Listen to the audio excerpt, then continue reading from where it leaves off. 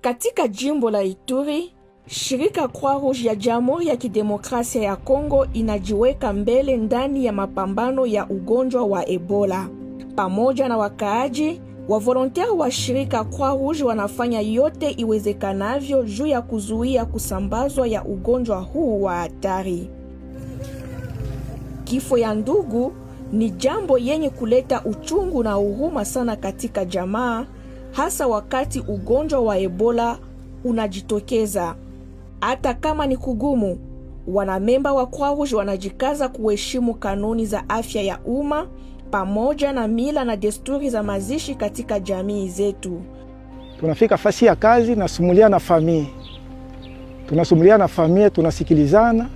Kitu ya kwanza, sasa tunafika ku fasi ya kazi, ekipe inavala.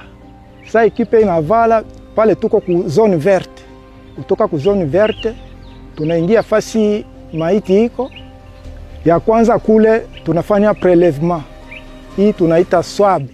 Après swab, tunasekirize mwili. Kisha kusekirize mwili, tunatia kusaki mortière.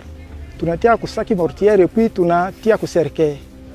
Après kutia kuserkei, ekipe inabeba maiti, tunatia ku gari ya kwenda kuzika.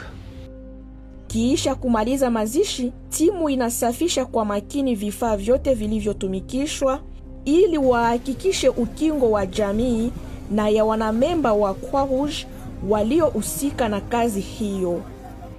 Pamoja tunaweza kushinda Ebola.